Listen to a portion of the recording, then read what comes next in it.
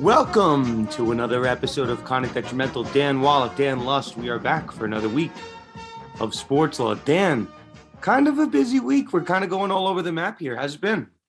Oh, it's been a pretty good week. I've been, writing a couple of articles. I'll share them later this week. They're about the Florida sports betting lawsuit that's on appeal before the U.S. Court of Appeals in the D.C. Circuit. I'm also been appearing on radio and television talking about the California ballot initiatives surrounding sports betting. So it's really good to come out of the sports betting world and now focus on the broader context of sports law. Well, happy belated New Year to you. I feel like you and I are celebrating a holiday. We should mention the Jewish New Year, Rosh Hashanah, has just passed. So that was a lot of my last couple days. So happy and healthy to those who are celebrating. Dan, you know I have some big personal news to announce. I think I can probably by the next time the next episode is out, I will have announced it. But we'll hold it for a little. But just know I have some big news coming down the pike. So yes, excited to announce that. But for our episode today, 4 topics, Dan, and it's a fun week for us. We have 4 kind of different topics. One we've covered a bunch, but the other 3 are fairly new on our radar. So number 1, we're going to talk about Tua Tagovailoa. Dan and I had to go to the books for the correct pronunciation, but we're going to talk about his seemingly entrance and bizarre exit from the NFL concussion protocol. The NFLPA has announced an investigation into it, so we'll talk about what the protocol entails and how Tua is kind of skirting that line. Number 2, an update on the Dan Snyder saga.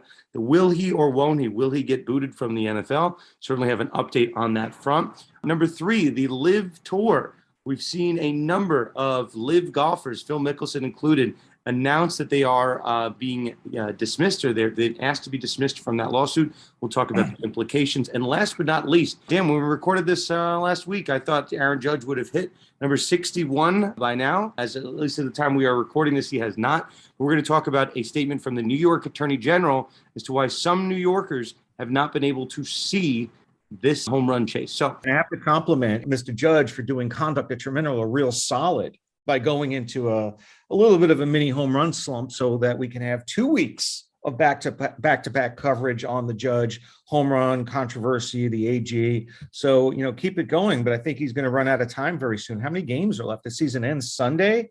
Now it's getting to be a close call on whether he's actually going to get over the hump. It is a close one, Dan, and we should mention in our last episode, we did not talk about the other impending home run chase. That was Albert Pujols' chase for 700. So I think we'll find a way to bake that one in as well. The belated congrats to Mr. Pujols on that big number 700. Oh, okay. So Dan, a reminder, our podcast sponsored by Themis Bar Review, the top bar prep company in the entire galaxy. And if you want to head over to themisbar.com/condetrimental, that is the best way to support the show if you are a law student, by signing up for Themis and using our promo code CONDUCT. Before we get started, a shout out to Conlon Farrell. Every week he gives us with a betting pick, which and that segment is sponsored by Better Edge, one of our newest sponsors to the show. Better Edge, if you use our promo code CONDUCT, you get a $20, basically a free bonus in your account. And it's basically a peer-to-peer betting site. You're not betting against the house, you're betting against your fellow bettors. And Dan, week 2, Colin started with us. He gave us Detroit Lions to win. They did.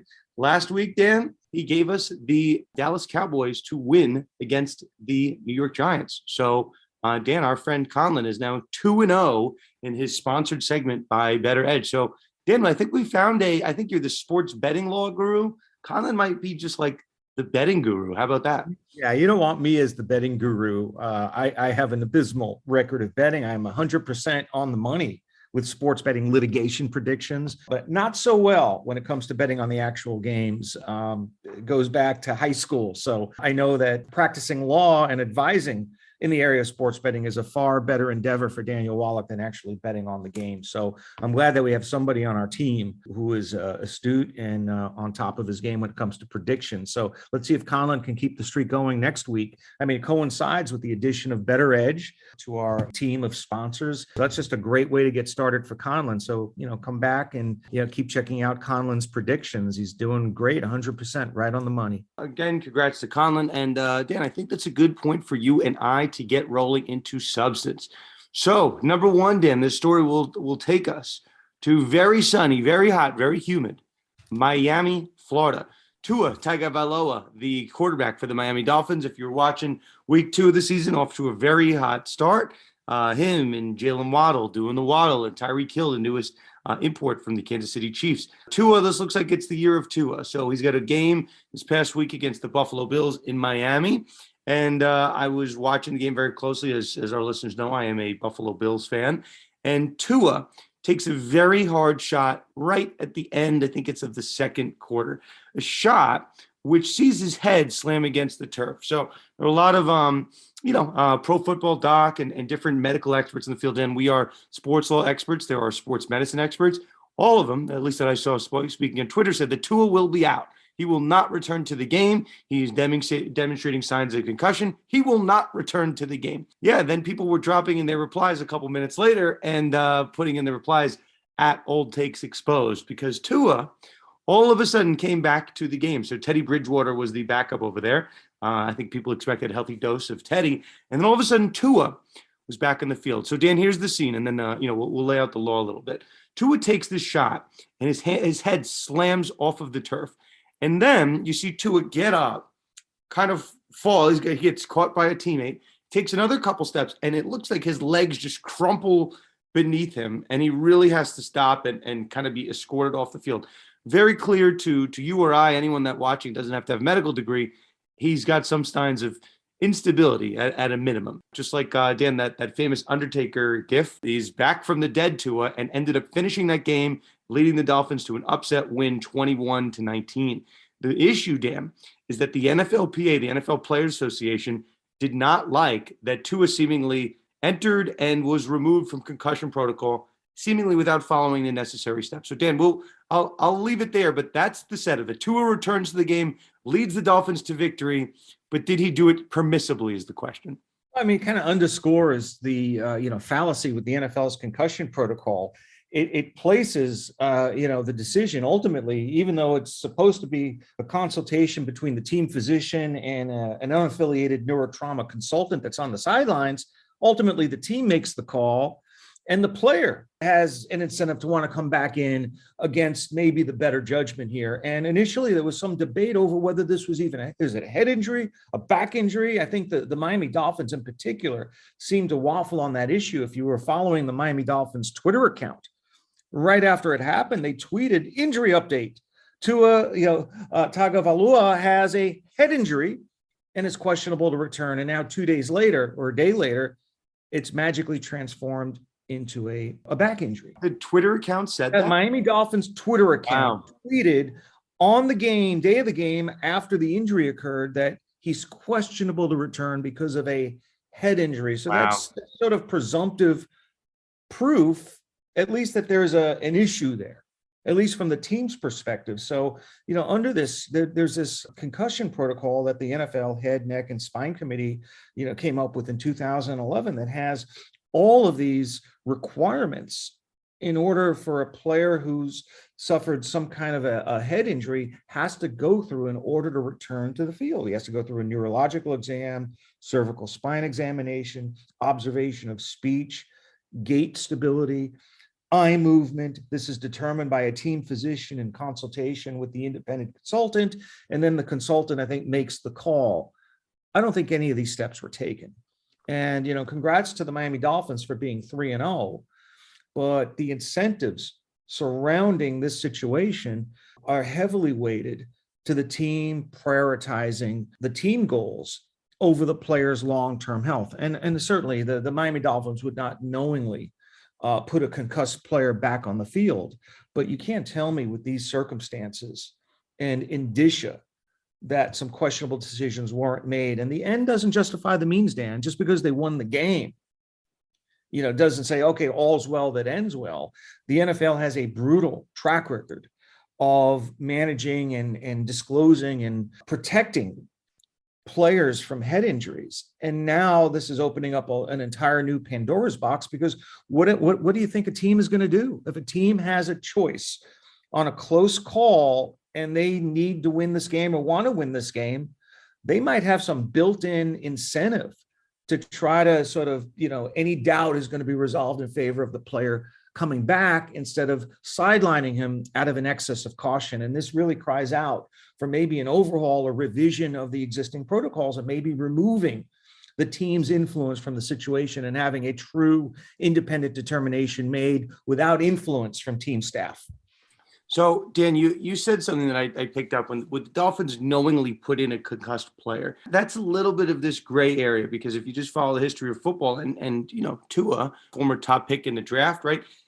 He's probably going to want to play. So is the question knowingly putting a player in versus, I don't know, recklessly or negligently putting a player in? Let's go through the steps here, which I think are important, why the NFLPA is announcing investigation. In order to be placed in the NFL concussion protocol, and you and I should take one step back. Dan, I have some personal injury background, having done, personal injury cases for a number of years. A neurological issue does not necessarily entail a head injury. That just means any type of neurological issue that can come from your spine. It could come from your cervical spine that's closer to your neck, or your thoracic spine or your lumbar spine. Any of those issues can cause a neurological issue. So there's this question as to whether or not this was caused by a neck or a back injury. And if you watch the video, it's clear that his back was impacted, but the real whiplash motion comes from his head. The Dolphins in later statements are trying to say, well, this was caused, I think he was had a QB run at one point in time and he had a back injury, but I think at best, it's a gray area. So according to the league, a player enters the concussion protocol if one of two things happen: that they exhibit or report symptoms or sign suggestion of a concussion or stinger. Bingo. You watch that video, it's very clear that he has symptoms of something resembling some type of neurological issue. Or, right, the team trainer, the booth, the team physician, an NFL coach, blah, blah, blah, or this unaffiliated neurotrauma consultant initiates the protocol. So I imagine probably both things happened after that video. So then, Dan, you get into the protocol. If any one of these 6 things are hit, then he's in the protocol and he has to be released, specifically by the doctor. So Dan, the one that I wanted to touch on, it says a focused neurological exam. Okay, and that means they look at the cervical spine, okay, range of motion, evaluation of speech. Dan, here's the big one: observation of gait. Gait is a fancy way of saying how the player is walking. When you watched Tua on video, he couldn't stand up. He clearly had an issue with stability on his legs. So I think on a couple of these objective criteria, he has met it. So then it goes to the doctors to clear him to return to the field. And then, Dan, to that last point that you kind of raised, like, would the Dolphins knowingly put him on the field with a concussion? Well, Tua, I'm sure when they interviewed him, was going to say, well, no, I was walking that way because of my back. It wasn't because of my head. And then all of a sudden, it really demonstrates a flaw within this concussion protocol, that we're going to just rely on the player's subjective comments as to the causation of his injury.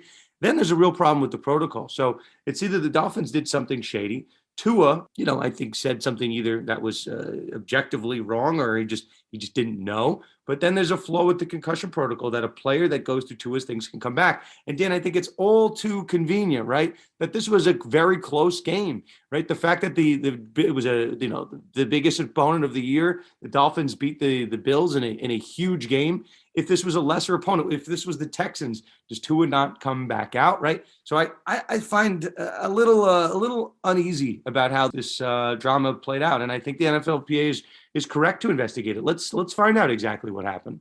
Yeah, listen, I don't want to, belabor the point, but I would ask, does everyone to just check out that video of Tua hitting the ground and it gets up. I wouldn't just characterize it as stumbling. He exhibited spaghetti legs, right? Have you ever seen that famous viral video of the boxer? I think it was Zab Judah. His legs turned to jelly, in a knockout. He was knocked down and he got up and he was just stumbling around the ring. Those are the signs that Tua was exhibiting.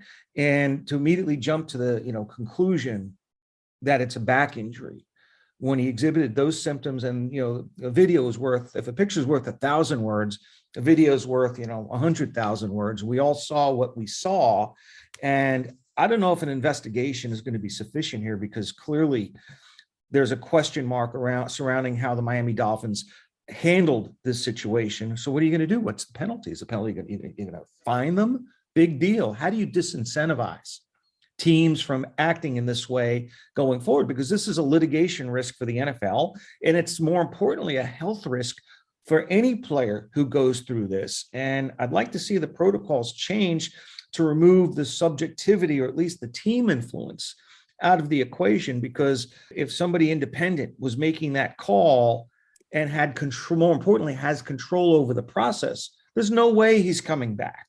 Not that quickly. So I don't know. I think this is a good place to maybe wait and see what happens with the investigation. But the sanction to me is less important than the fix to the problem prospectively. Dan, I think you're right, and I think that's a good place to end it. We'll see what comes of it. But yeah, I certainly can see the Dolphins, Dan, in our sports law network are no stranger to litigation, with the Brian Flores case still kind of hanging over our heads. But we'll keep an eye on that one. Sticking within football, Dan, let's move over to our second topic of the day. Dan Snyder back in the news this week. Stories by our friends over at the Washington Post. Nikki Javala was on with us not so long ago. The report coming out, quote, some NFL owners' attitudes towards forcing Dan Snyder to sell the Washington franchise is shifting. Dan, we talked about it on a very recent episode. Robert Sarver, and I have a slight update on the Sarver stuff, which I think is probably important here, and then I'll give it to you for the update. So obviously, Robert Sarver has nothing to do with the NBA or with the NFL as an NBA owner. He voluntarily agreed to sell his team after seemingly saying, I'm going to put up a fight, right? I'm going to make this thing a little messy. The update, at least on that front, and then we'll move over to the NFL, right? Sarver says, I'm going to voluntarily sell. And then there's been kind of, an analysis in the last week, like, how did the NBA get Sarver to sell? So we talked about a couple things in the last episode. We talked about LeBron James speaking out, Chris Paul, player on the Phoenix Suns, speaking out against the owner of his own team, the NBA Players Association speaking out. And then what we've heard behind the scenes, obviously the man has not consented to it, but there was seemingly a plan, at least reportedly, all the way from the top of the NBA circles to continue to exert pressure from the highest level of influence on Robert Sarver. And reportedly, Michael Jordan was ready to speak out, indirectly say that Robert Sarver needs to step down. And then, that was the next public domino. But behind the scenes, NBA owners were reportedly approaching Robert Sarver to try to force him to sell, I think, for their own interest, for the NBA community. So that was seemingly a successful strategy in the NBA circles to force Robert Sarver to sell. And that's, Dan, and as you mentioned, it's the easiest path, for everyone involved if someone voluntarily agrees to sell.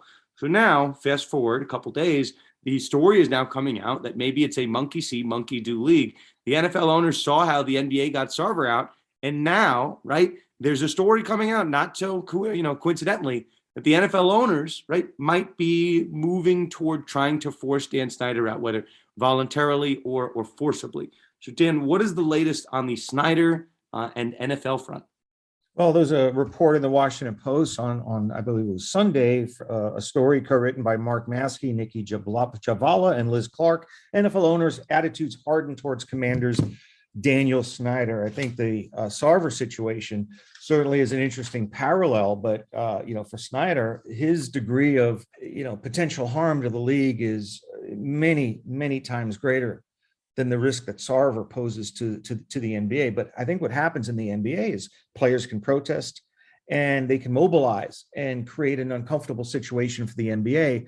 Whereas this is the first time in quite a while the NFL owners are back channeling and saying, well, maybe it's time to, force or have Dan Snyder sell the team. And certainly it's a lot easier to persuade somebody to do something voluntarily than to gin up or garner 24 out of 32 votes, which is a pretty steep climb under the NFL Constitution, and then face down the prospect of Dan Snyder suing, bringing lawsuits against the NFL and the individual owners. The owners may not want the legal battle on their hands with Dan Snyder, but it wasn't a bad punishment for Sarver to sell his team where he's going to get more than $2 billion.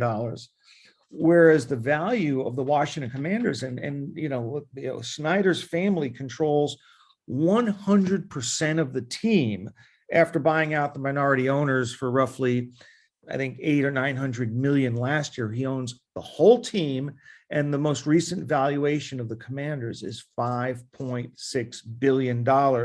This may be a good exit strategy for Dan Snyder, who is currently, operating behind the scenes, facing down a gauntlet of different, legal issues. He's got the House Oversight Committee, the second NFL investigation being conducted by Mary Jo White regarding those allegations made by Tiffany Johnston, the fallout from the first investigation, Attorney General efforts in the Washington, D.C. and Virginia about financial improprieties. The list goes on and on and on and on. And I think that the other owners are recognizing what you and I have been saying from the beginning. I can't foresee any set of circumstances in which Dan Snyder remains as the owner a year from now, 2 years from now. It just seems as if there are it's like 1,000 cuts of death. He brings so much undue scrutiny to the NFL that I think the other owners want him out of there. Without Snyder, there's no House Oversight Committee. There aren't any investigations about toxic workplace environments.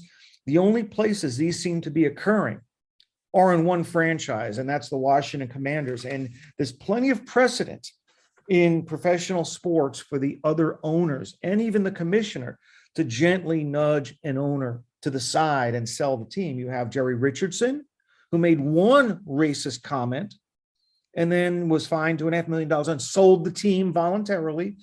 Sarver and Bruce Levinson, who sold the Atlanta Hawks after revelations were made that he made comments that were like racially profiling the team's fan base. What Snyder did is so much worse than Richardson, Sarver, and Levinson combined. I think that it's reasonable. And I think the next step was to persuade him to sell voluntarily under the threat of a forced sale. Dan, let's talk about some of the comments from this article. There's one that I find to be interesting, but you'll see where we're going. So this was a quote from the Washington Post. This was from, I guess, the owner, with one particular owner who had a very strong opinion. Quote, "He needs to sell. Some of us need to go to him and tell him that he needs to sell." And then he was asked if pressuring him voluntarily, like they did with Sarver, doesn't work, what will happen? And they go, quote, "I think there will be movement. We need to get 24 votes. So what the Washington Post went on to explain is that there are some owners that were in support of it, but some were kind of wishy-washy. We're not really sure what to do. They don't know enough about the process. We need to kind of wait and see. The date that I want people to pay attention to, which is, relevant on our calendar, the NFL's next owners meeting is scheduled for October 18th and 19th, where I am in New York. That's going to be they're going to get together. And if something will change, you'll probably hear it starting to leak out either right before or after that meeting. But, Dan, what's funny, I just, this past Monday, I spoke about in my New York Law School class, I was talking about the Cleveland Guardians and the Washington Commanders saga. I was explaining different IP issues. And in doing my prep for that class, I remembered, I'm like, wow, do you remember there was once upon a time where Snyder said he would never change the name? And then all of a sudden, like he said, never, you can print it, never. And then FedEx Field came around and said, we're going to threaten to pull the sponsorship from the field unless you change it. Dan, with the Sarver saga, just going back very quickly, PayPal, the title sponsor of the jersey, said we're not going to be affiliated with the jersey if Robert Sarver continues to be involved. So, yeah, Dan, we have not really seen, when FedEx said we're going to pull our naming rights from the field, it wasn't necessarily new. The Redskins name had been the name for a while. But what was new, which forced them to change the name to the Commanders, was that FedEx threatened to pull out. So you could have, right, in the next month, just like, you had with the FedEx situation, some very big sponsor associated with the NFL or with the Washington franchise explicitly say we're going to drop out. So let's not say all hope is lost and we need something new to happen, as was the tone of this article. We need something new to happen for Snyder to get out. It just takes money, right? If someone threatens to pull out of the league, whether it be a streaming partner or something else, that will really force the NFL's hand. But if nothing happens, right, if no one threatens to pull money or nothing else comes out with respect to the Commanders, death by 1,000 cuts. We've already had 999 cuts and he's still there. So I think it will take something new, but it could be an entity, some type of big entity threatening to pull money out of the league. So I don't want to rule that one out. It's already happened, Dan. Anheuser-Busch ended their Washington Commanders sponsorship. And when, some sponsors, withdraw, other sponsors join. SeatGeek and the Washington Commanders just announced a lucrative ticketing partnership. You think SeatGeek is going to walk away from that? There will always be sponsors to fill the void. And I think at this point, for these other owners to suggest that they're going to force Snyder to sell, you need news. You need something new in order to make that happen. To do the, if the status quo remains, there's no basis on which to force Dan Snyder to sell. You need either the House Oversight Committee to release some kind of investigative report, or maybe there's something in the deposition that Snyder gave a couple of months ago. And when the deposition's released, that's going to open up another round of inquiries. But I think the greatest threat to Dan Snyder's continued ownership of the Washington Commanders is the forthcoming investigation being conducted by Mary Jo White into the allegations made by Tiffany Johnston that Dan Snyder put his hand on her thigh, tried to force her into a limousine. Presumably, there would have been witnesses to this kind of encounter. And if these allegations can be corroborated, and Mary Jo White finds that this incident occurred as as Tiffany Johnston had alleged it to occur, he's out. It's over. I think right now, to use a phrase from the classic 1970s movie Animal House, Dan Snyder is on double secret probation. He's hanging by a thread, and one more adverse finding of sexual harassment, and this one implicates him directly, whereas the first investigation was more of a workplace culture situation that he oversaw. His direct involvement in sexual harassment would mean the absolute end of his ownership tenure. So that's the one to watch, Dan. And this investigation has been going on, for months. And I think at some point, Mary Jo White is going to wrap that up.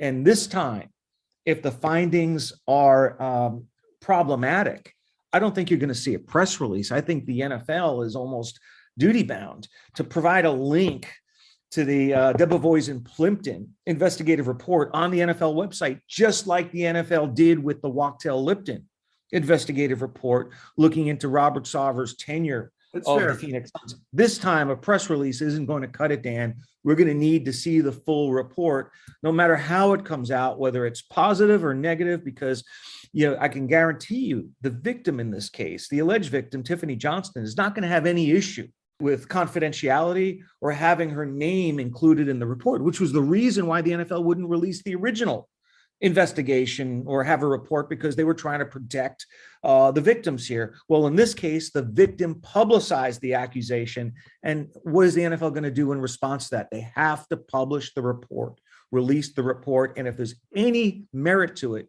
that's going to be it for Dan Snyder. 24, it's going to be 32 or 31 out of 32 votes. I remember, and Dan, this is, I mean this in total candor.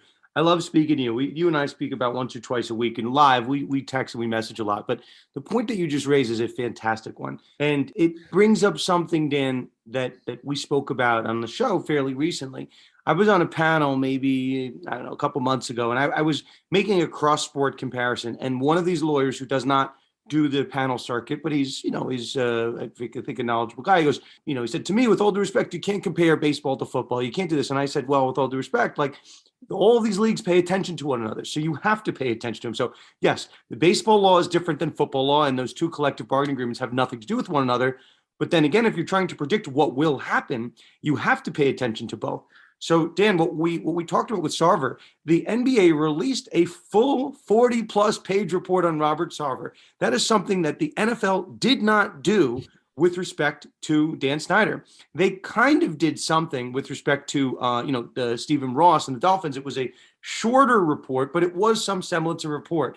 So now, right, if this next Washington Commanders report comes out from this Mary Jo White investigation, and it is anything less than what the NBA did with Robert Sarver, the moans and the groans are going to be that much louder. So if you had to predict, I would think that the odds are that they're going to release probably the most comprehensive report they've done on an owner in some time. That's the NFL, but that's because of something that the NBA did. So you're probably right, Dan. If we're trying to figure out what that next big thing is, it's a scathing law firm report that is longer than the vocal report that no one ever heard, no one ever saw with respect to Dan Snyder. I think that we are #release the report. It's still trending every couple days, and that's because of our former guests on the show from the Washington Commanders, those former employees that I still keep in touch with. They have never let up the scent, even after the Robert Sarver stuff came out. They made it release the report go out, and that's relating to the commander's investigation. So I think you're right. I think that is the next domino, Dan. And now that you're saying it,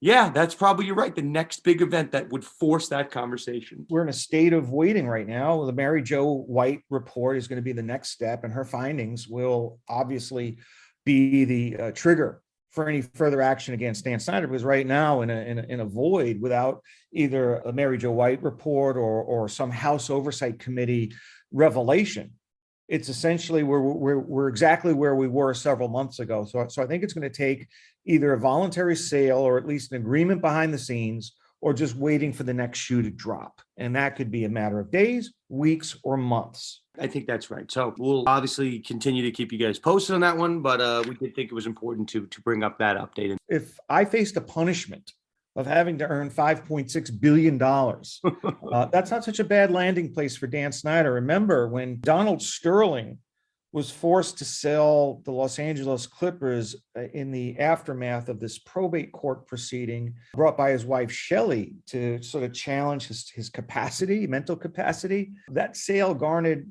roughly $2 billion. And we were amazed at the windfall that Sterling made from misconduct.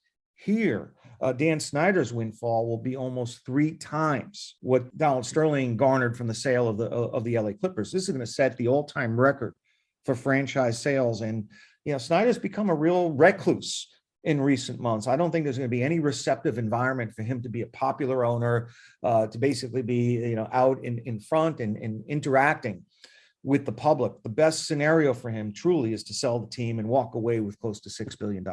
I think that is right, but we will put a pin in that one, right? So, okay, we've gotten 2 football stories, be it Tua and now Dan Snyder. Let's move over to the links to the latest in the PGA versus LIV Tour issue.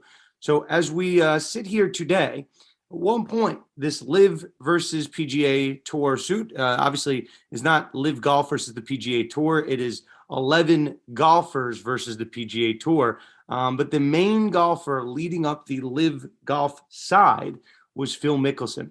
As we sit here today, only 4 golfers remain. That's Bryson DeChambeau, Matt Jones. I'm not going to get the pronunciation right, but you get the gist. There's only 4. The guys that have dropped out of the suit: Phil Mickelson, Ian Poulter, Hudson Swafford, Taylor Gooch. In Pat Perez, you can keep going down and down. The comments from, I think it was Pat Perez, explained, quote, "I didn't really think it through when joining. I did it to back our guys." So basically a month or so into the case, so I think it's about 8 weeks, you now have a number of these LIV pros withdrawing from the case, which the optics certainly aren't good. Just a brief refresher for those that did not catch our old episodes. John Nucci, one of our contributors, did a fantastic job and still has done a great job covering the case. But, essentially it's an antitrust lawsuit, right? Early on, we're trying to figure out what the PGA Tour might have cost these golfers from banning them. Early on in the case, though, there was an injunction filed by some of these LIV golfers in order to play in the PGA Tour playoffs, and they lost that case. It was a big win for the PGA. Now, if you're trying to figure out how that happened and what that meant for the lawsuit, if you listen to our episode, we explained one of the barometers, one of the standards that the LIV golfers failed to rise to was the likelihood of success on the merits. Okay, that's very interesting, right? So now if you're one of these 11 golfers, including Mickelson and Ian Poulter that have now dropped out of the case, you'd have to say, well, what am I signing up for the next 2-3 years? I don't have a likelihood of success on the merits. So what am I hanging around in this case for if we're not likely to win? So we didn't predict it back then. But I think the writing kind of was on the wall. Hey, LIV, let's say they might have been a favorite to win this lawsuit, at least at one point in time, why some of these big firms took a chance on it. Certainly their odds took a huge hit in the PR space, or just in the normal legal space when you lose that early injunction. So yeah, Mickelson is now dropping out. He's had some quotes in recent days. He wants harmony between the 2 leagues, and now it's official. He is now out of the case.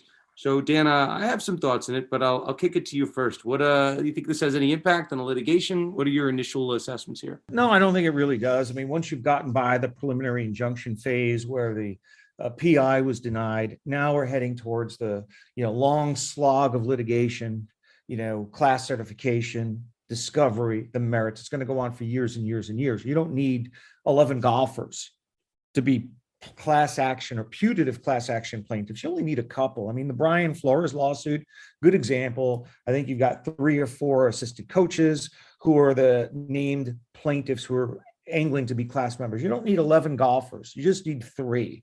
And most notably, the LIV Tour itself became added as a direct plaintiff. So you have LIV as a plaintiff and you have 3 other golfers.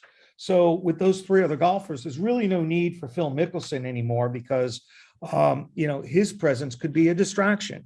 For example, on the class certification issue, maybe an argument could be made that he's not a typical plaintiff. You've got to satisfy the requirements of, typicality, numerosity. There are 4 or 5 elements, and then you've got to show that individual issues don't predominate over common class-wide issues.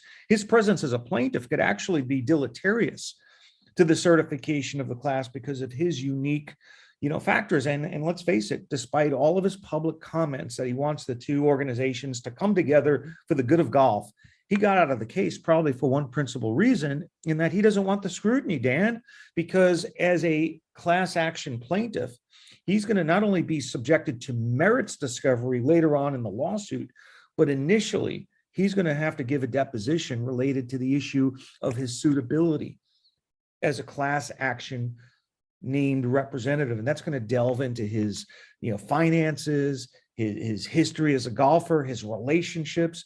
He doesn't want that kind of scrutiny. And if the case can move forward without him just as effectively, there's much more downside for him in participating in discovery than there is in being absent from the case. And he's going to benefit directly as a consequence anyway, because if the class recovers, he's a member of the class as an absent class member. So financially, it doesn't mean anything more to him by being the named class representative, other than maybe to get a sort of a one-off fee that you typically pay class representatives. But with that minor upside comes all this scrutiny that someone in Phil Mickelson's position undoubtedly, and for good reason, wants to avoid. Yeah, I imagine, most of our lawyers understand this point, but maybe our sports fans, our law students do not. In taking a deposition of someone, you could have something called a party deposition, which is deposing someone that's actually named in the lawsuit, be it a plaintiff or a defendant. It's called a party deposition. Or it could be like an agent or a company rep of a company that's represented. So for example, you sue the PGA Tour, you could name any, you could have a deposition of any employee with respect to the PGA Tour. That would be called a party deposition. What we have here, even if Phil Mickelson withdraws from the case and his name is no longer going to appear, in the caption, Phil could still be deposed as a non-party deposition. So obviously Phil was one of the guys who I think was, very ripe for this move. If you just read his comments and Phil, Shipnuck's comments in his book, I know Phil seemed to be at the very core of this decision to defect and drop out of the PGA, to be associated with LIV. So he's a guy with a lot of information, a lot of knowledge. And I imagine, right, his name's going to come up a lot with these remaining plaintiffs as the conversations that were occurring between the golfers.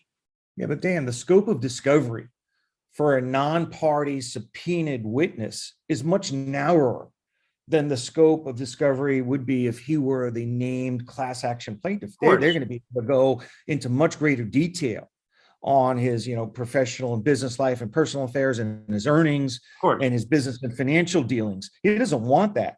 On the issue of whether he's a valid non-party witness that you could subpoena, it's much thinner in scope. They won't be able to get into all these other areas.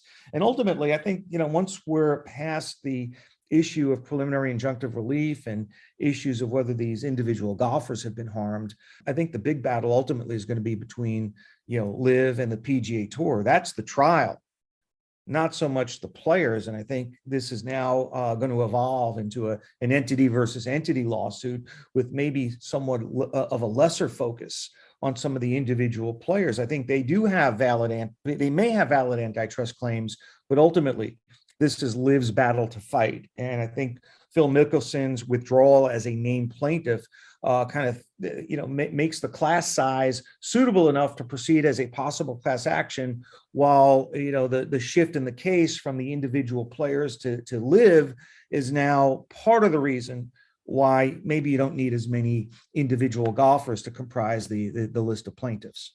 So I agree that, Dan, if you're no longer a party, right, the standard to have someone testify as a non-party is much narrower. But the reason I thought to bring it up, Dan, is we do our prep for the show. I'm going through the comments that people were saying, and some blue check mark people were saying Phil has made a conscious decision. He doesn't want people to dig into his finances and his comments, so he's decided to withdraw from the lawsuit. Just because he's not a party to the lawsuit doesn't immunize him from the ability to be deposed, and maybe even potentially as part of a subpoena, give over some type of documentary evidence. So yeah, just the point here being for our non-legal people, Phil does not control whether or not he's going to be a part of discovery in this case moving forward. Yes, he might have made it a little bit harder for him to get called in to testify and or provide documents. But yeah, that ship is kind of sailed. So I did want to talk, Dan.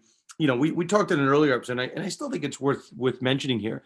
The law firms that are on the left side of the V, so the ones representing the plaintiffs, are some of the biggest law firms in the entire country. I've called them out the first time. I know people there, so I don't want to do it again. People can look them up, but some very large law firms. Dan, they must look. There's a meme online with this dog. I have no idea where this is from. I use this GIF a lot. It's a dog like sipping coffee while the building is burning around him, and he's like, "This is fine," and there's fire encompassing him. If you're a lawyer on this case, you took this case, you expected it to be one of these fundamental sports law cases, right? LIV versus PGA, and all of a sudden you're seeing half of your golfers drop out of this. I mean, it's not the biggest sign of confidence in the case. I would be very concerned if I was one of the firms on the LIV side that I'm losing support here by the second, A, in public sentiment, but B, with my plaintiffs. Everyone's just dropping out here. I mean, that's certainly not a good look. I think ultimately there's going to be a settlement here, and the law firms are going to end up in good shape. LIV obviously has made, or probably made, some assurances to the law firms that they're going to get paid one way or the other. But that's neither here nor now, and it's not the paramount issue of the day. That's to be decided at a much later time. But for Phil Mickelson, the presence in this lawsuit is problematic now that it's gone past a preliminary injunction, because he's worth, what is he worth? $300 million, $400 million. That's not the ideal person to front a class action lawsuit alleging that you've been financially harmed. Obviously, if the allegations are true, he has suffered some financial harm, but he's worth close to $400 million. That's going to come up time and time again. And that's going to be the tagline, the first sentence, in any brief filed by the PGA Tour.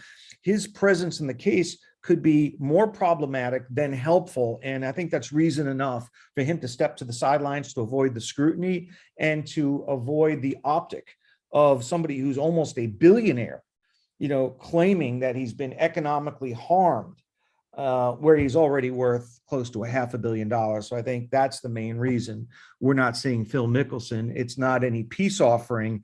It's an act of self-preservation. So I guess we'll keep our tabs on that one. But yeah, I certainly, Dan, I guess I'll say this. I guess I said this in closing. If I was at a firm and I had Mickelson, I had Ian Poulter, I had a number of high-level golfers, and I have them saying, I didn't think about it too much. Let me get out now. I probably should have thought this thing a little bit closer. Whatever leverage, right, the LIV had and to force a settlement, it's certainly waning with each respective plaintiff that drops out. So yes, do I agree that a settlement will likely be reached? Sure, but I think that number drops if you have all these golfers keep dropping out of the case. It certainly doesn't. It's not the biggest sign of support for the case. I think the lawyers had a hand in this decision, to be quite frank about it. You think so? Yeah, I don't think they were blindsided. I don't think they were blindsided. You think they? Well, I mean, let's call. I call it like I see it, Dan. I think they would love to have Phil Mickelson remain as the lead plaintiff in the case. They're the one that made that decision initially. I don't know about that, for the reasons I outlined earlier, given his net worth and his outsized attention, the controversy surrounding Phil Mickelson. You get him in front of a jury as the lead plaintiff in a case alleging that he's been economically harmed. It's not exactly the best narrative to sell to a jury. So I think it might have been helpful at the front end of a case, but with three, golfers already remaining as named plaintiffs, I think DeChambeau is one of them, Matt Jones, is a second one. And with LIV as a plaintiff, you got enough to take this case to a trial. But again, I think he got out of it for one principal reason, which was to avoid the scrutiny. And there's going to be more downside than upside for him through continued participation. We could speculate as to the motives, whether the lawyers were comfortable with it, but I'm less concerned with the revenues of AmJur top 100 law firms. They make plenty of money as it is. Revenues per partner are sky high. I'm not going to shed a tear for a law firm losing Phil Mickelson off of a class action complaint. Hey, there's a famous line my dad taught me. My dad's a lawyer for many, many years. I remember the first line he taught me that I really stuck to was he was telling me about a deposition that a client or a colleague of his had. And I think the line was that his colleague said was, were you lying then or are you lying now? And if, as we apply that here is, were these law firms wrong then or are they wrong now? Because at least at some point, someone signed off as having Phil Mickelson as the lead plaintiff in the case. No longer. So let's move on to our fourth topic of the day. The Aaron Judge mini slump has created consecutive weeks of coverage of the topic on Conduct Detrimental. And Dan, we've had the New York Attorney General, Letitia James, weigh in on the Aaron Judge controversy, putting out, a press release or a public statement imploring Major League Baseball, Apple TV to, make the game available to all fans. So what do you think about, that development, Dan? And is it something that has any legal ramifications? Let's read it here. I think it's probably important, and it's a fun one for us to cover. Us, obviously, both growing up in New York. The quote from the Attorney General. It's a big press release that came out, right in the midst of the home run chase. Quote: "History is in the making as Aaron Judge electrifies Yankees fans and everyone who loves baseball to deny millions of New Yorkers and fans around the nation the opportunity to watch as Aaron Judge steps up to the plate is wrong and unfair. New Yorkers paid their cable bills expecting to see live sports and programming. Now they're being asked to do extra if they want to watch this exciting home run chase and potentially historic game. That is why I am calling on Apple and the MLB to reach a fair accommodation with the Yes Network so that fans can watch what we all hope will be history made this evening." Again, that was 4 days ago. History has not yet since been made. Safe it to say that statement from the New York Attorney General had no impact. Had no impact on these negotiations. So, Dan, what I think that was a politically motivated statement. If you really kind of get into the weeds of this MLB Apple TV deal, Major League Baseball got $85 million from Apple TV. This was their first foray into live sports. We were talking about what might move the needle on the NFL. On Thursday nights now, NFL is streaming, on Amazon Prime. And this is MLB's version of it. Every Friday, there are games on Apple TV. People were following it closely, even with the Pujols stuff. On Apple TV, they have their own announcers. They don't have the local broadcasters, which some local fans were upset about. But that's the deal they struck. Major League Baseball allowed Apple TV to exclusively have those games. So if you were a fan of the Yankees or the Cardinals watching the Pujols chase, you had to go watch the game on Apple TV. And guess what, Dan? It was free for Apple TV users. So, I get what, Letitia James is saying, but I can make the argument, right? Apple TV is kind of free and cable costs a lot of money. So it's not really some type of antitrust claim, right? I don't know. It's an odd comment from the AG. I'll put it that way.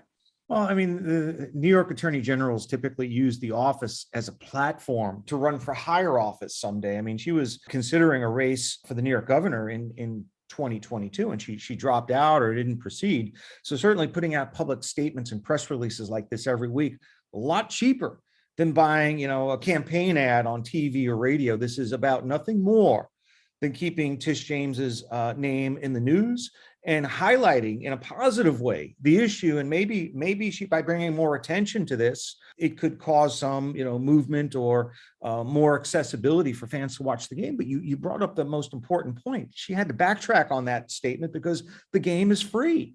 And it's not just for Apple TV users and those that already have subscriptions. Anybody can access the games by basically registering or signing up with Apple without any kind of financial commitment right now. At some point, Apple's going to begin charging for the games. Where right now, the games that are being played in the 2022 Major League Baseball season are free to anybody who either has an account or is enterprising enough or smart enough to figure out how to get an account for free. And I think there needs to be a little bit more information out there that to counter the false narrative that these games cost something. In fact, if anything, yes, the Yes Network is far more restrictive than Apple TV. You're going to need a subscription for Yes. You need to pay a premium cable tier just to watch the Yankee games. So what I'm waiting for from Tish James is the next statement saying, well, why are any of these games on cable? Why not just make them available on free TV? Because there are so many people who don't even have cable TV. So I think the argument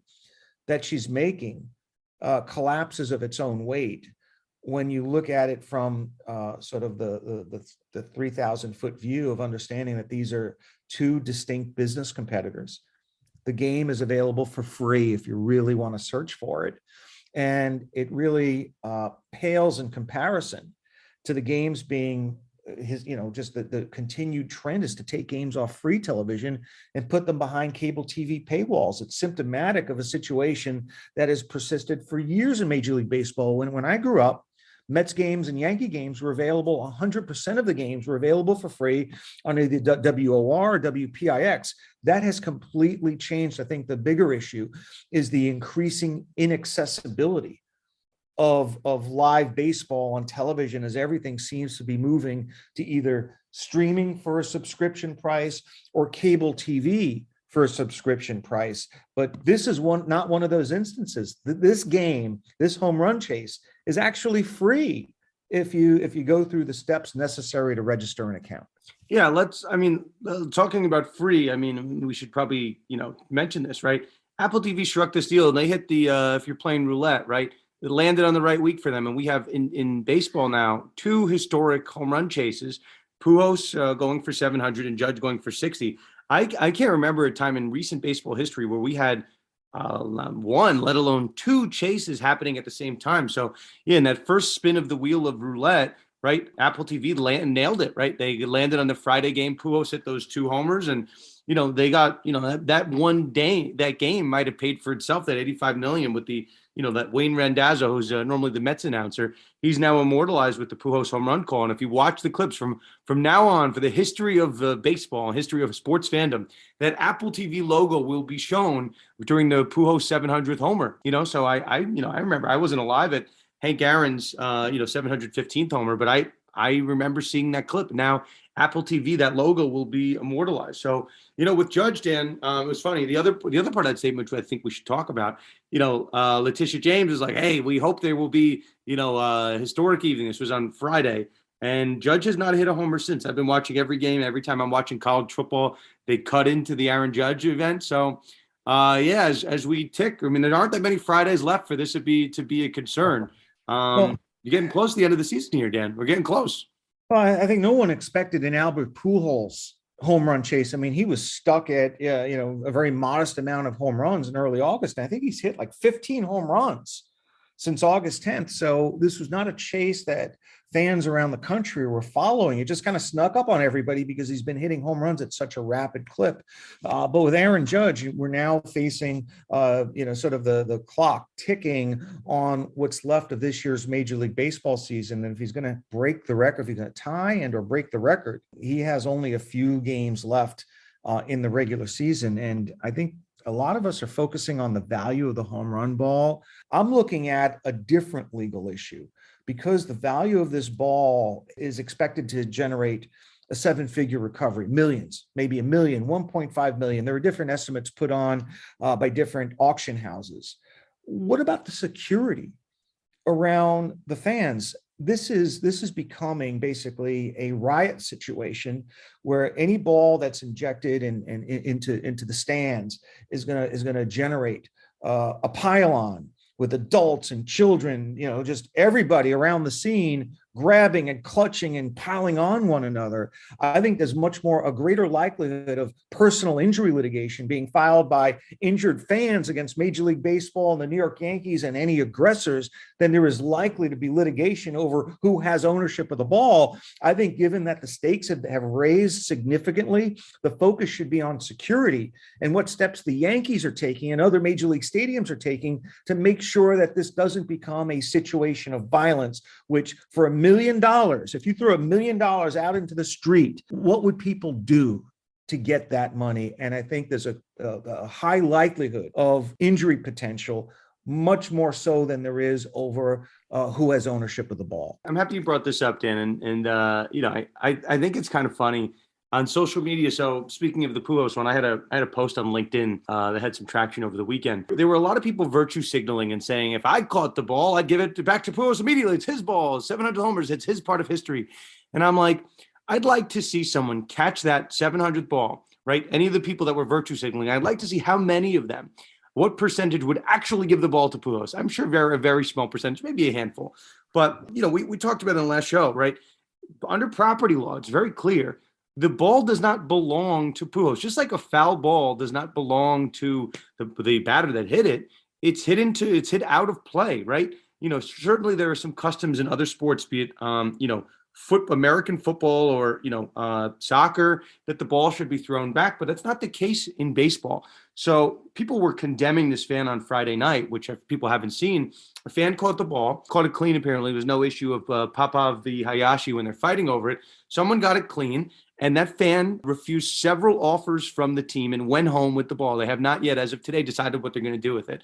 So I'm sitting here and I'm like, and I've always had this thing with my wife. If we ever win the lottery, right now, Mega Millions just got over 300 million. I've always told my wife, if we ever won the lottery, I am not using 1 cent of that money. I'm going to sleep on it. Maybe we'll go on a quick vacation. I want to think about what to do with that money. The fact that this fan was being screamed at online, how dare he not give the ball to Pujols that same night? I'm like, the fan owns the ball. He doesn't have to. God forbid, he sleeps on it. It's Dan, as you said, it's $1 million decision. Can we give the guy a couple days to think about it at least? And if he doesn't want to give it to Pujols and he wants to put it up for auction, why can't he do that? I think people just love saying how greedy this guy is without actually paying attention to the law, which allows this guy to do whatever he wants with it. I mean, those who live in glass houses, is the quote. But, I think what the teams do is their security officials, converge on the fan and try to pressure the person into giving back the ball, or at least making some kind of accommodation. How would you like to be in a position where you're making a decision that has such huge financial consequences and you have like 30 seconds to make the decision? Right. Have you ever bought a car in 30 seconds? Have you ever bought a house in 30 seconds? Have you decided to change firms? Right? You may have some news on the horizon. Did you make that decision in 30 seconds? And I have news for everybody who blames the fan for his actions in taking the ball home. If you ever seen the movie A Bronx Tale, when young Calogero was saying, I hate Bill Mazeroski. I hate him. He made Mickey Mantle cry. The paper said the Mick cried. And, Sonny responded, how much does your father make?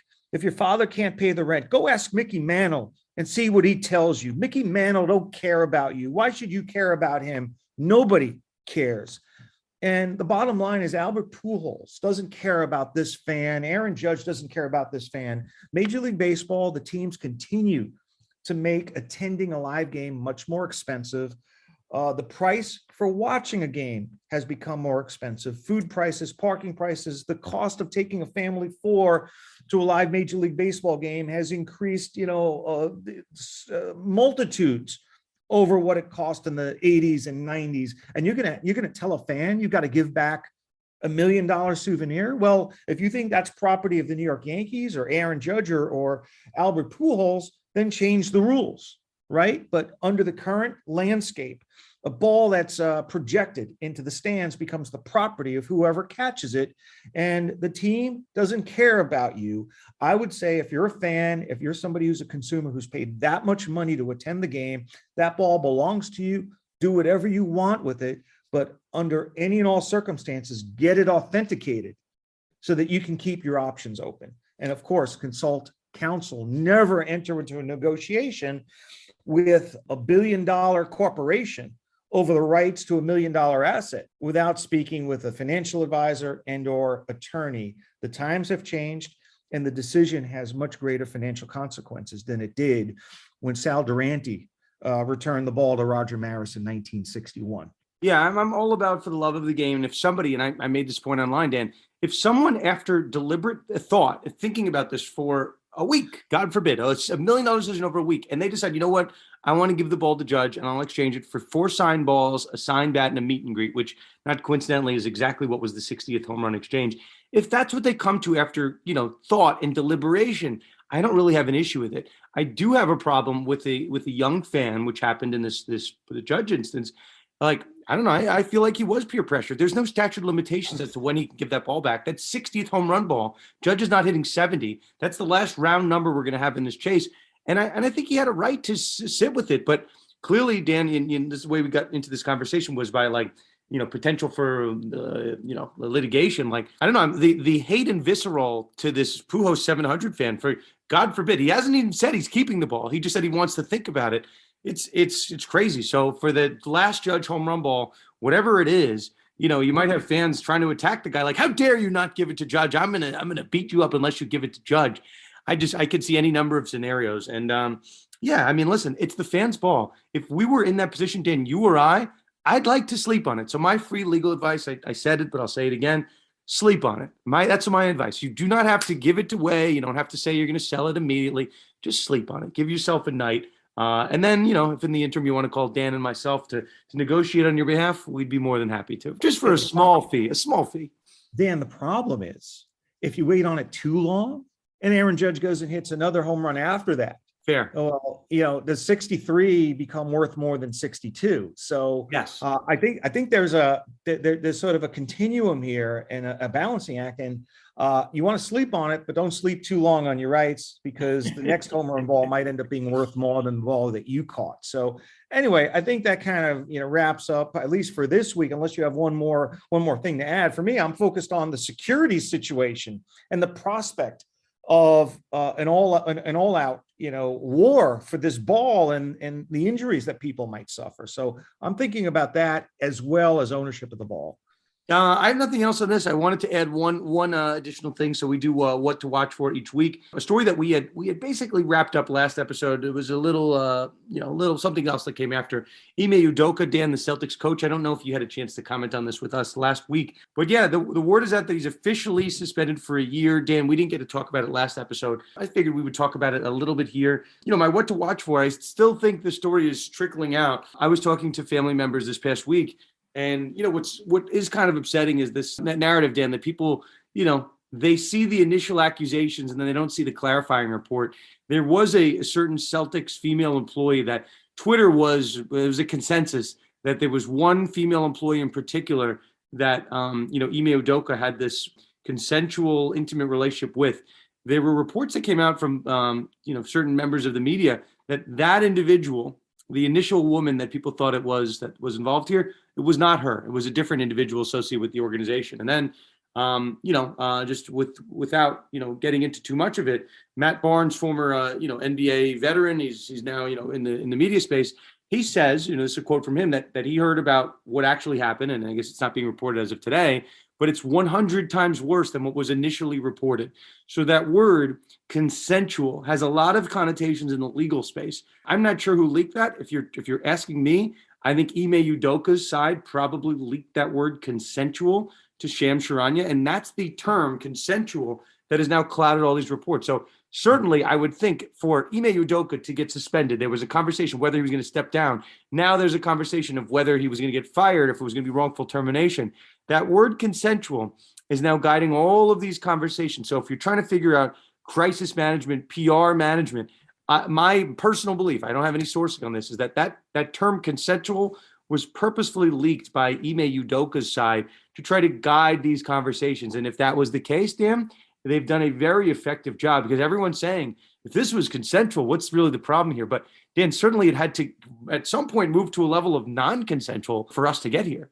Yeah, Dan, I think that's like really rampant speculation to say that, well, Udoka's side leaked that report or leaked the forthcoming news, because think of how many people had access to this, or maybe even motivation, to provide the news to Woj and Chams. I mean, you had law firms that were involved. You have probably people throughout the Boston Celtics organizations, spouses and significant others of the involved people. The universe of potential suspects is so vast here, many of whom may have had motivation to do this. And, you used the word, speaking of, trickling, news trickling out. I think the number one story for me going forward is who leaked this report, right? And who leaked this report, and the focus hasn't been. I think that the league, I think the NBA, the Celtics shouldn't be overseeing that investigation. The NBA should be overseeing an investigation, because this staffer and the people who've been speculated about on Twitter, the female employees, they may have viable claims